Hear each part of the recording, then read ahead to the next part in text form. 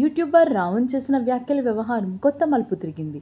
ఇప్పటి వరకు ఆయనకు మద్దతుగా మాట్లాడినట్లు విమర్శలు ఎదుర్కొన్న న్యాయవాది జడ శ్రవణ్ కుమార్ తాజాగా తన వైఖరిని స్పష్టం చేశారు.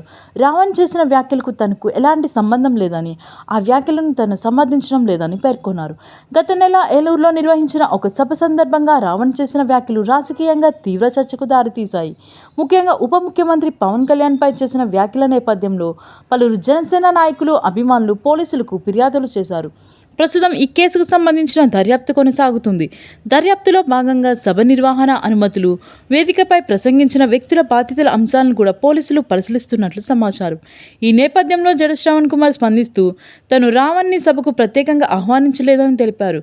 ఆహ్వానితుల జాబితాలో ఆయన పేరు లేదని, సభకు వచ్చి వేదికపై కూర్చోవడం అనంతరం చేసిన వ్యాఖ్యలను పూర్తిగా ఆయన వ్యక్తిగత బాధ్యత అని చెప్పారు. రావణ్ ఆ విధంగా మాట్లాడతారని నేను ఊహించలేదని, ఆయన చేసిన వ్యాఖ్యలతో నాకు ఎలాంటి సంబంధం లేదు, చట్టపరంగా అవసరమైతే అధికారులు తగిన చర్యలు తీసుకోవచ్చని జడ శ్రవణ్ కుమార్ వ్యాఖ్యానించారు. అయితే ఈ ప్రకటనతో రాజకీయ వర్గాల్లో కొత్త చర్చ మొదలైంది. గతంలో రావణ్కి న్యాయపరంగా అండగా నిలిచిన శ్రవణ్ కుమార్ ఇప్పుడు దూరం పాటించడం వెనుక కారణాలపై భిన్నాభిప్రాయాలు వ్యక్తమవుతున్నాయి. సభ నిర్వహణకు సంబంధించిన బాధ్యతల అంశం దర్యాప్తులోకి రావడంతో ఆయన ఈ వివరణ ఇచ్చారని కొందరు భావిస్తుండగా, మరికొందరు దీన్ని రాజకీయ పరిణామాల నేపథ్యంలో వచ్చిన సహజ స్పందనగా విశ్లేషిస్తున్నారు. ఇదిలా ఉండగా సభ నిర్వాహకుల బాధ్యతలపై గతంలో న్యాయస్థానాలు చేసిన వ్యాఖ్యలను కూడా ఈ సందర్భంగా ప్రస్తావిస్తున్నారు.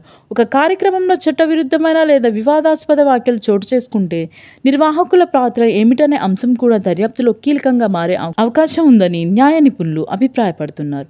మొత్తంగా రావణ్ వ్యాఖ్యల వివాదం ఇప్పుడు వ్యక్తిగత వ్యాఖ్యల పరిధిని దాటి సభా నిర్వహణ, నిర్వాహకుల బాధ్యత, భావ ప్రకటన స్వేచ్ఛ, చట్టపరమైన బాధ్యతలు వంటి పలు కోణాల్లో చర్చకు దారితీసింది. దర్యాప్తు పూర్తయిన తర్వాత ఈ వ్యవహారంలో మరిన్ని స్పష్టతలు వచ్చే అవకాశం ఉంది.